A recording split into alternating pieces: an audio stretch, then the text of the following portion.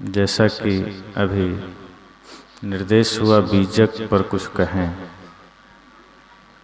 अगर आप गहराई से विचार करेंगे तो बीजक क्या है?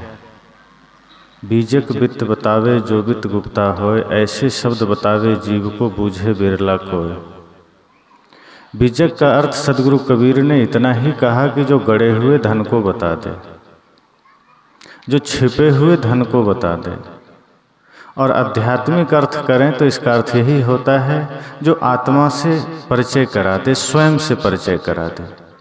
जगत को तो बहुत जाना, मैं कौन हूँ ये पता हमें जहाँ से पता चल जाए, वो बीजक का ज्ञान है। और जो कुछ भी हम कहते हैं, जो कुछ भी संत जन कहते हैं, वो बीजक की ही वाणी है, अलग से कुछ भी नहीं है। चाहे व्यवहारिक धरातल पर कोई चर्चा हो, चाहे सामाजिक रूप में कोई चर्चा हो, चाहे राजनीतिक रूप में, जिस परिप्रेक्ष्य में चर्चा किया जाए उसके पीछे का उद्देश्य यही होता है कि हमारा व्यवहारिक जीवन मधुर हो, हमारा सामाजिक जीवन सही हो और हमारा राजनीतिक जीवन सही हो। चूंकि अगर यह बात हम सोचें कि व्यवहारिक ज्ञान की आवश्यकता नहीं है, तो पहले हमें यह सोचना है क्या उसमें हम पूर्ण हो पाए। अगर व्यवहारिक जीवन हमारा सही हो पाया है, सुंदर बन पाया है, तब तो ठीक है। नहीं बन पाया तो उसे ठीक करने की आवश्यकता है। इसलिए जो कुछ भी चर्चाएं होती है, खास करके सदगुरु कबीर विचार मंच से, वो बीजक की ही चर्चा है, सदगुरु कबीर की ही चर्चा है। उससे भिन्न कोई चर्चा नहीं। बीजक के पद हों चाहे कोई भी पद हो, अगर कोई श्लोक गीता का है, कोई चौपाई मानस की है, कोई मंत्र उपनिषद का है, और यदि उसका विचार, उसका अर्थ, उसका भाव सदगुरु कबीर के विचार से मिलता जुलता है, वो बीजक का ही ज्ञान है। जैसे सदगुरु कबीर कहते हैं, तेरा साईं तुझ में जाग सके तो जाग। आप सबने सुना है, जो तिल माही तेल है त्यों चकमक में आग, तेरा साईं तुझ में जाग सके तो जाग। अगर यही बात तुलसीदास कह रहे हैं, कहत सकल घट राम मैं तो खोजत के ही काज, तुलसी यह कुमति सुन उर आवत अतिलाज, तो क्या यह बीजक का वचन नहीं है? अगर सदगुरु कबीर कहते हैं आपके सुख दुख का जिम्मेदार कोई दूसरा नहीं है, आपके जीवन में जो सुख है, आपके जीवन में जो दुख है, उसका कोई भगवान जिम्मेदार नहीं है। अगर यही बात तुलसीदास कहते हैं, काहुन को सुख दुख कर दाता, निज कृत कर्म भोग सुनु भ्राता, तो क्या यह बीजक का वचन नहीं? अगर सदगुरु कबीर कहते हैं हृदय वसे तेहि राम न जाना, तो कृष्ण गीता में कहते हैं ईश्वर सर्वभूतानाम हृदय से अर्जुन तिष्ठति, तो क्या यह बीजक का वचन नहीं? अगर सदगुरु कबीर यह कहते हैं कि आत्मा ही परमात्मा है, तो कृष्ण गीता में कहते हैं उपद्रष्टानुमंता च भारता भोक्ता महेश्वर परमात्मेति चाप्युक्ता देहस्मिन् पुरुषः परः, कि आत्मा ही करता है, भोक्ता है, महेश्वर है, परमात्मा भी है। क्या बीजक का वचन नहीं? अगर तुलसीदास कहते हैं प्रकृति पार प्रभु सब उर्वासी, तो क्या बीजक का वचन नहीं है? हम शब्दों के पीछे भागने लग जाते हैं, हमें भाव पकड़ना है। सदगुरु कबीर कहते हैं जहां सिर्फ शब्दों की पकड़ हो जाती है, वहां अक्सर निष्प्राण हो जाया करता है आदमी, और जहां भाव की पकड़ होती है वहां बात बन जाती है। अगर हम भाषा और शब्दों के पीछे भागें तो जीवन रुक जाएगा। अगर हम ये कहें कि जिसके पास भाषा है वही सत्य को उपलब्ध हो सकता है, वही जाग सकता है, तो फिर बात उलझ जाएगी। इसका मतलब तो फिर ये हो जाएगा कि मान लीजिए जिस आदमी को प्यास लगी है, किसी को प्यास लग जाए, तो पानी जरूरी है, H2O का ज्ञान जरूरी नहीं है कि पानी कैसे बनता है। अगर किसी के पास भाषा नहीं है तो जानवरों के पास तो भाषा नहीं है, तो प्यासे मर जाएंगे, क्योंकि उसके पास तो H2O का ज्ञान ही नहीं है। फिर तो उसको हम पानी दें और मर जाए वो। पानी के लिए प्यास जरूरी है, H2O का ज्ञान जरूरी नहीं है। आप देखें कई ऐसे जानवर होते हैं, अब प्यार से हाथ फेरिए वो सिर झुका देता है। आपने कुछ कहा नहीं है, आपने कुछ बोला नहीं है, वो आपके भाव को महसूस कर लिया। भाव की भाषा सबसे महत्वपूर्ण है, भाव सबसे महत्व रखता है। आप गुस्से में हैं, हाथ में डंडा है, आपका अपना जानवर भी भाग जाता है। आप प्यार में हैं, दूसरे का जानवर है, आपके आंखों में करुणा है, वो भी सिर झुका देता है। प्रेम की भाषा, भाव की भाषा पूरी सृष्टि पढ़ लेती है। जहां जाए उस सबको पता चल जाता है। जो ज्ञान आपको सत्य के राह पर ले जाए, जो ज्ञान आपको प्रेम के मार्ग पर ले जाए, जो ज्ञान आपको अंधविश्वास, चमत्कार, आडंबर से दूर करे, वो सब बीजक वाणी है। उससे अतिरिक्त कुछ है ही नहीं। जो भी यथार्थ है वो बीजक का ज्ञान है। और हम सबको तो इतना उदार होना चाहिए, क्योंकि हम सदगुरु कबीर को मानने वाले लोग हैं। सदगुरु कबीर ने हमें पंथ में नहीं बांधा, सदगुरु कबीर ने हमें दीवारों में नहीं बांधा। वे तो कहते हैं सूरज की भांति बन जाओ, अपने आप को इस भांति बना लो कि कोई दीवारें खड़ी ना करो। मत पंथ की, संप्रदाय की दीवारों को तोड़कर तो सदगुरु कबीर सारी बातें कहते हैं, और हम उन्हीं को खड़ा करके दीवारें खड़ी कर लेते हैं। जब भी कोई संप्रदाय की दीवारें खड़ी होगी, भाषा की दीवारें खड़ी होगी, इंसानियत छोटी होती चली जाएगी, समाज बिखरता चला जाएगा। जब सदगुरु कबीर यह कहते हैं, जेते औरत मर्द पाने सो सब रूप तुम्हारा, कबीर पोंगरा अलह राम का सो गुरु पीर हमारा, उसमें यही तो भाव छिपा है कि न उसमें भाषा की बात सदगुरु कबीर करते हैं, न वहाँ प्रदेश की बात करते हैं, न भारत पाकिस्तान की बात करते हैं। संभव, और खैर ये तो बाद की बात है, पाकिस्तान तब रहा ही नहीं जब सदगुरु कबीर थे, लेकिन वे अन्य देशों की बात नहीं करते हैं। जब हमारे ऋषि बात करते हैं वसुधैव कुटुंबकम, तो उनके आंखों में, उनके भाव में सिर्फ इतना ही है कि पूरी पृथ्वी हमारा परिवार है। हमारे संतों की भाषा, हमारे संतों का भाव इतना ही रहा है कि पूरी पृथ्वी हमारा परिवार है। लेकिन आज हमने पूरी पृथ्वी को बांट दिया, 7 महादेशों में सबको हमने बांट दिया। यहाँ पर भी मामला नहीं रुका, तो फिर अलग अलग देश में 200 से अधिक देशों में पूरी पृथ्वी बंट गई। अब यहाँ पर भी बात नहीं रुकी, तो भारत में ही देखिए 28-29 राज्य और 7 केंद्र शासित प्रदेश हो गए। अब तो और बढ़ गए, जम्मू कश्मीर, लद्दाख। अब इतना पर भी बात कहाँ रुकी।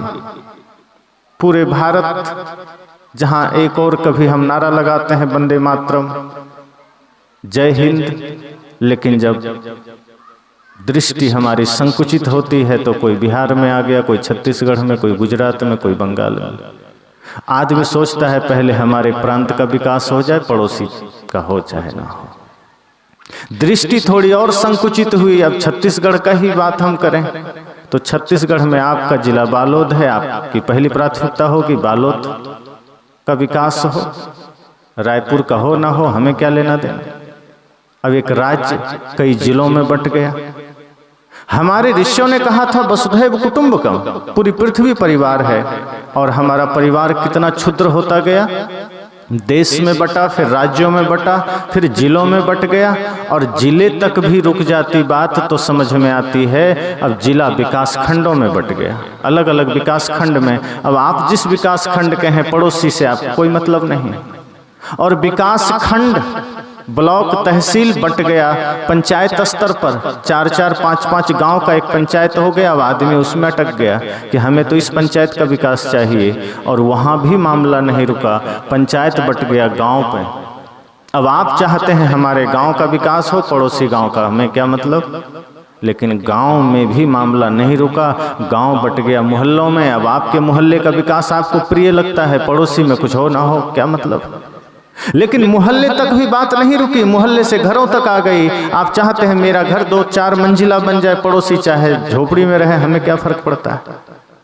वसुधैव कुटुंबकम से ये नारा शुरू हुआ, ये भाव शुरू हुआ और एक घर घर में बंट गया ये पूरा धरती, पूरा संसार।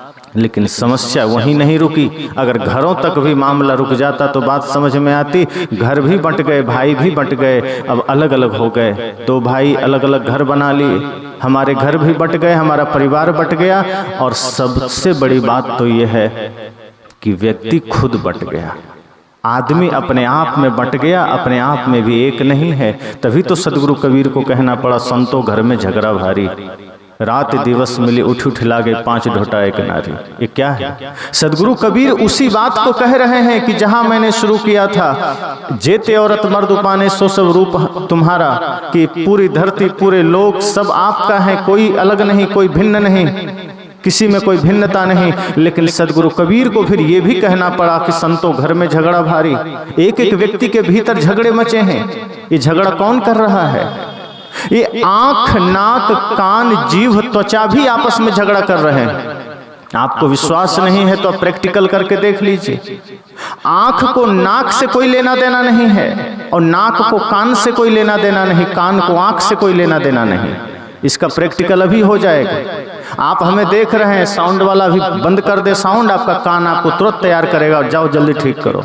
आंख को भोजन मिल रहा है, लेकिन कान को जैसे ही शब्द सुनाई देना बंद हो जाए, कान आपको खड़ा कर देगा कि जाओ जाओ ठीक कराओ। आप टीवी देखते हैं, सामने आवाज आती रहे, चित्र बंद हो जाए, आंख आपको उठा देगी, चलो। कान को तो मिल रहा है ना, शब्द कान को मिल रहा है, लेकिन आंख को जैसे ही चित्र मिलना बंद हो जाए, आंख आपको खड़ा कर देती है कि जाओ ठीक करो, मुझे तो चाहिए। और जैसे आंख को मिलने लगे, शब्द सुनाई देना बंद हो जाए, तो आपका कान आपको बैठने नहीं देगा।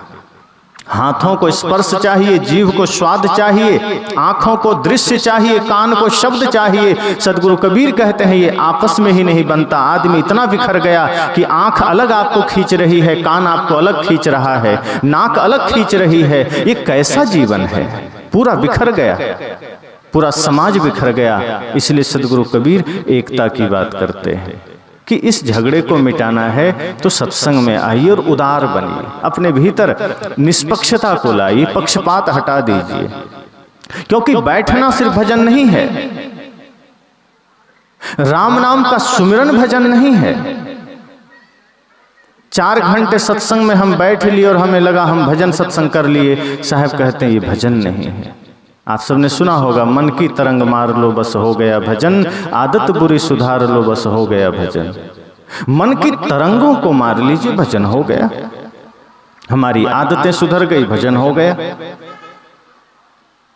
जिसके हृदय में दया है उसने भजन कर लिया, जिसके हृदय में करुणा है उसने भजन कर लिया। भजन तो 24 घंटे जीने की प्रक्रिया है।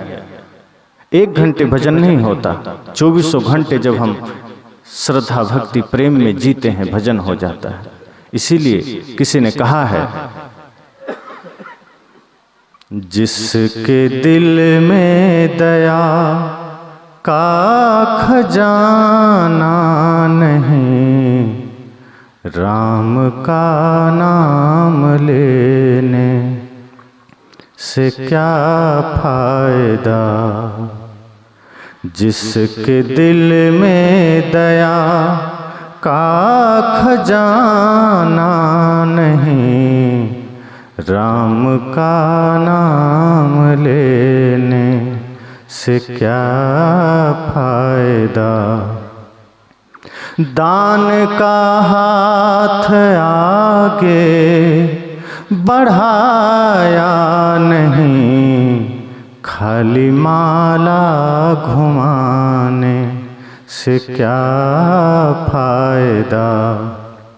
जिसके दिल में दया का खजाना नहीं, राम का नाम लेने से क्या फायदा। जो शरण संत सद्गुरु के आया नहीं, भूखे प्यासे को भोजन कराया नहीं। जो शरण संत सद्गुरु की आया नहीं, भूखे प्यासे को भोजन कराया नहीं, दीन दुखियों में धन को बटाया नहीं, दीन दुखियों में धन को बटाया नहीं। शंख घंटा बजाने से क्या फायदा, जिसके दिल में दया का खजाना नहीं, राम का नाम लेने से क्या फायदा। जिसको मतलब है बस अपने आराम से, दूसरों की मुसीबत से क्या वास्ता।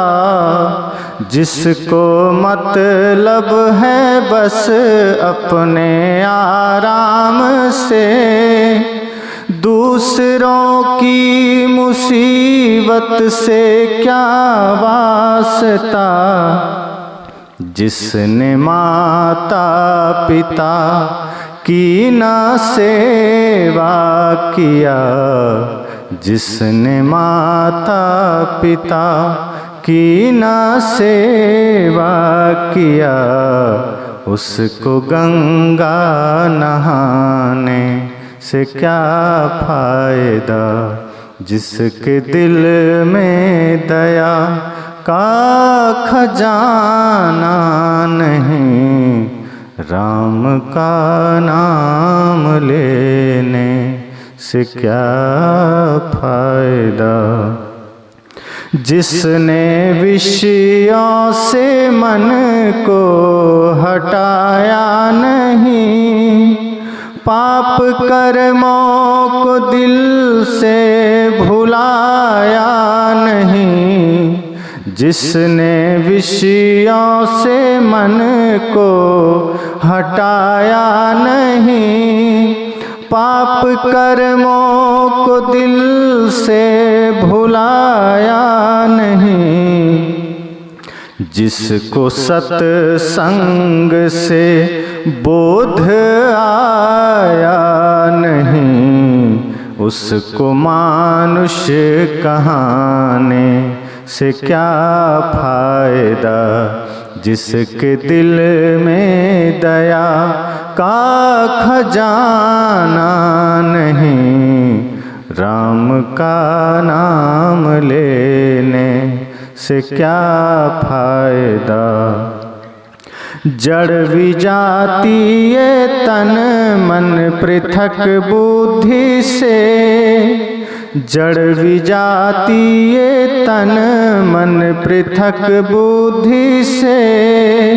जो न समझा स्वतः निज चेतन रूप को, जो न समझा चेतन निज रूप को।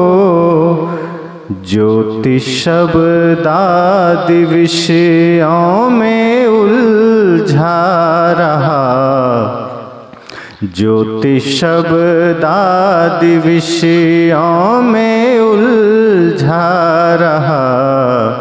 उसको ध्यान लगाने से क्या फायदा। जिसके दिल में दया का खजाना नहीं, राम का नाम लेने से क्या फायदा। दान का हाथ आगे बढ़ाया नहीं, खाली माला घुमाने से क्या फायदा। खाली माला घुमाने से क्या फायदा। इस भजन में कहा गया कि जिसके दिल में दया का खजाना नहीं, राम का नाम लेने से क्या फायदा। मैंने कहा कि सदगुरु कबीर का विचार क्या है, व्यक्ति को यथार्थवादी बना देना। सदगुरु कबीर किसी को प्रावलंबी नहीं बनाते हैं। सदगुरु कबीर किसी को हिंदू, मुसलमान, सिख, ईसाई, जैन, बौद्ध नहीं बनाते हैं। जब लोगों ने कहा कि कोई हिंदू बना रहा है, कोई मुसलमान बना रहा है, कोई ईसाई बना रहा है, कोई जैन बौद्ध बना रहा है, कोई पारसी बना रहा है, हे सदगुरु आप लोगों को क्या बनाएंगे? सदगुरु कबीर ने कहा, मैं तो सिर्फ इंसान बनाने की बात करता हूं। मैं जातियों में बांटना नहीं चाहता, मैं संप्रदायों में बांटना नहीं चाहता, मैं भाषा में बांटना नहीं चाहता, मैं तो इन सबसे ऊपर करना चाहता हूं और ये संपूर्ण विश्व ब्रह्मांड में सिर्फ एक इंसान की बात करता हूं। और इंसान जब इंसान बन जाएगा तो सारी समस्या मिट जाएगी। आज आप अखबार के पृष्ठ देखिए, सुबह उठते ही जंगल सा दृश्य हो गया, बाजार देखिए है खून से सना हुआ अखबार देखिए, आईने में आएगी तस्वीर आपकी, एक बार नहीं चाहे 100 बार देखिए। आज जंगल सा दृश्य क्या हो गया? आज सुबह उठते ही आप अखबार के पृष्ठ उलटते हैं, कहीं लूट की खबर आपको सुनाई देती है, कहीं व्यभिचार की खबर सुनाई देती है, कहीं हत्या की खबर सुनाई देती है। चारों ओर समाज में इतना भयंकर आतंक मचा हुआ है। सदगुरु कबीर कहते हैं, आदमी सिर्फ आदमी बन जाए, इंसान बन जाए, समस्या मिट जाएगी। लेकिन सदगुरु कबीर की वाणी को भी हमने कोशिश नहीं किया कि हम उसे उस रूप में ले सकें जिस रूप में सदगुरु कबीर कहना चाहते थे। महापुरुषों की वाणियों को हम बांट देते हैं, हम उसको संप्रदायों में कैद कर देते हैं। सदगुरु कबीर ने कभी ऐसा चाहा ही नहीं, ना बुद्ध ऐसा चाहते थे, ना कृष्ण ऐसा चाहते थे। कई बार मैं सोचता हूं, यदि रामायण की वो पंक्ति हम पढ़ लें, मान लीजिए हम सब कबीरपंथी हैं, अगर हमने उसमें ये पढ़ लिया कि माता पिता प्रातः काल उठ के रघुनाथा, माता पिता गुरु ना वही माथा, कोई कबीरपंथी अगर ऐसा करने लगे तो क्या वो रामायण की पंक्ति व्यक्ति को कब्ज करेगा? दिक्कत हो जाएगी क्या? या सदगुरु कबीर की वाणी कोई रामानंदी पढ़ लेगा तो क्या उसको बुखार आ जाएगा? कृष्ण की वाणी कोई जैन पढ़ लेगा तो क्या उसे सिरदर्द होगा? महापुरुषों की जितनी भी वाणियां हैं, अगर संपूर्ण मानवता उसको आत्मसात कर ले, किसी को सिरदर्द नहीं होगा। पर हमने कृष्ण को बांट दिया, हमने राम को बांट दिया, हमने कबीर को बांट दिया। हमने संप्रदायों की एक ऐसी दीवारें खड़ी कर दी है कि उसमें सत्य का सूरज का प्रकाश हम तक पहुंचता ही नहीं है। कोई आदमी कमरे में बंद है, वो कहता है हमारे पास प्रकाश नहीं आ रहा है, तो समस्या प्रकाश में नहीं है, समस्या उसके बंद होने में है।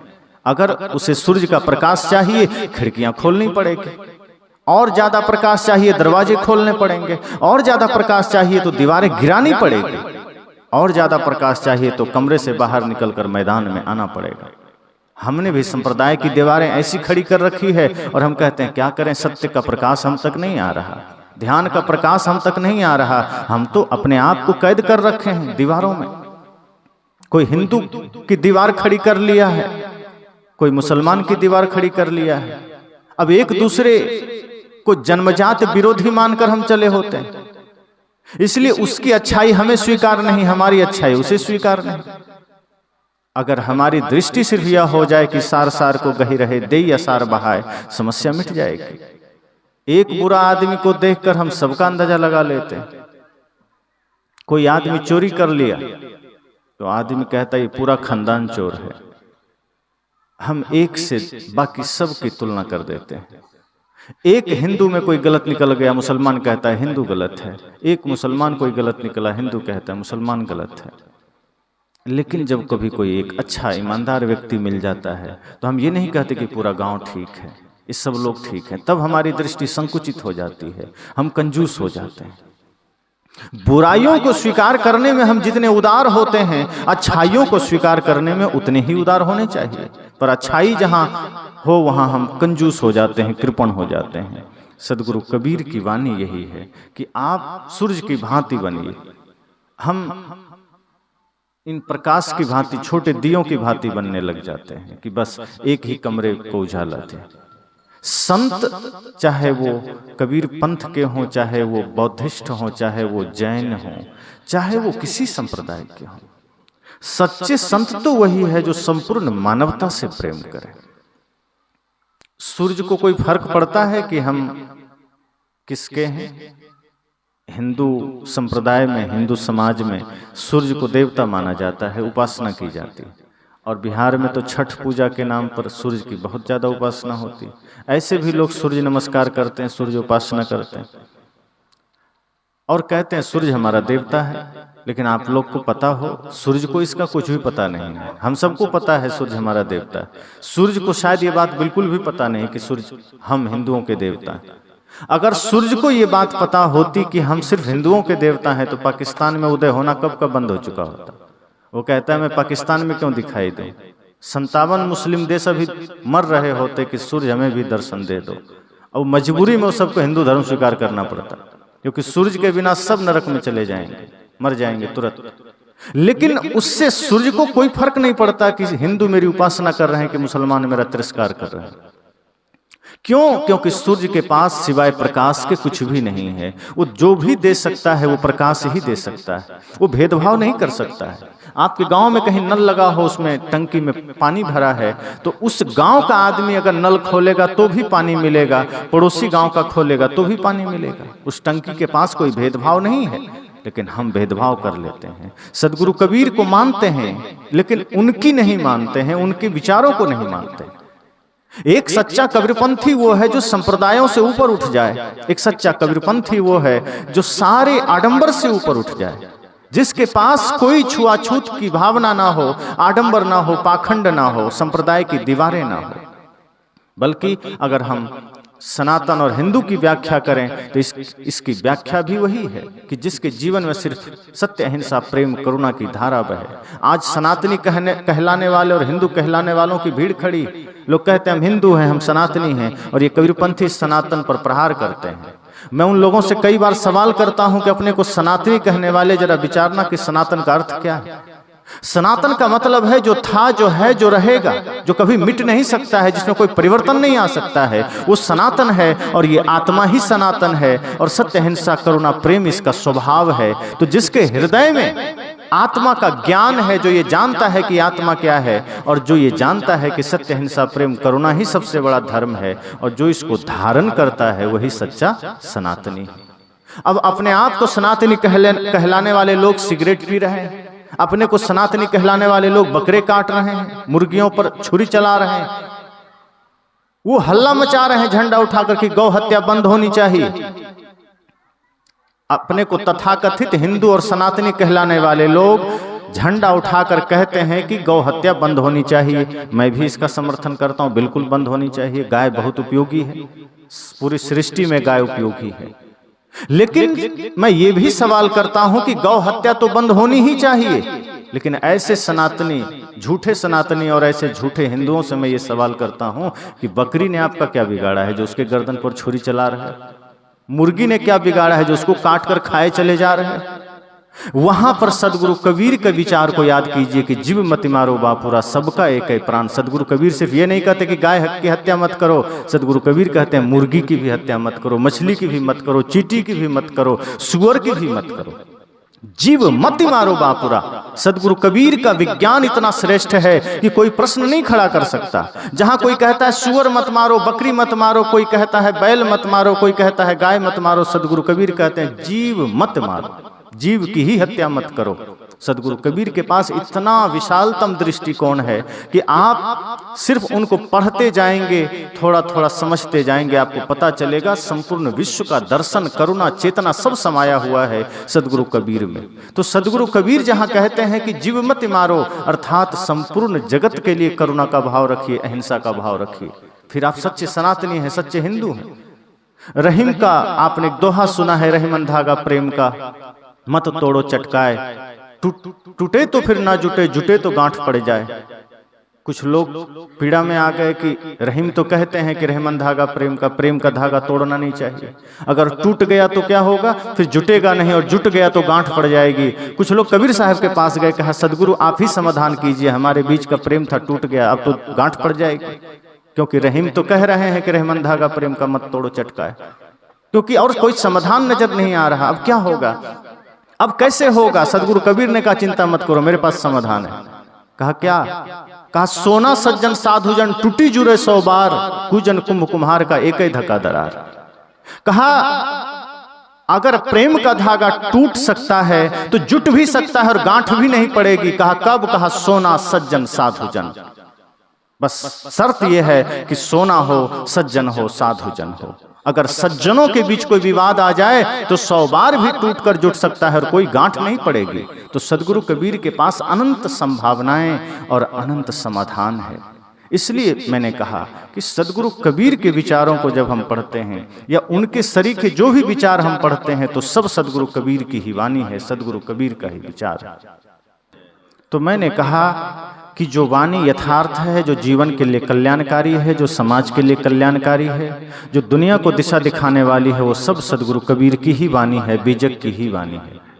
जब हम तन और मन दोनों के स्वास्थ्य की बात करते हैं, जब संतजन हमें तन के स्वास्थ्य और मन के स्वास्थ्य की बात करते हैं, वो सब बीजक की ही वाणी है। क्योंकि सदगुरु कबीर भी नहीं चाहते कि आप रोगी रहें, सदगुरु कबीर भी नहीं चाहते कि आपका तन भी रोगी हो और मन भी रोगी हो। क्योंकि तन रोगी होगा तो मन रोगी होगा, और मन रोगी होगा तो आपका जीवन रोगी हो जाएगा, चिंतन रोगी हो जाएगा, आपका विचार रोगी हो जाएगा।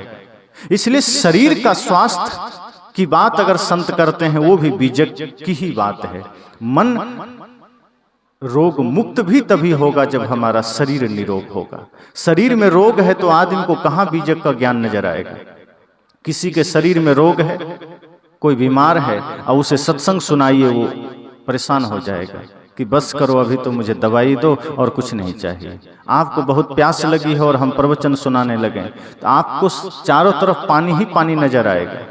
कोई आदमी दिन भर व्रत रह लेता है, उपवास रह लेता है और निर्जला उपवास रह लेता है, फिर वो जहां देखता है उसको रोटी नजर आती है। फिर वो बाजार से निकलता है तो जूते चप्पल के दुकान उसको कम दिखाई पड़ते हैं, होटल ज्यादा दिखाई पड़ते हैं, क्योंकि उपवास है तो भोजन पर नजर जाती है।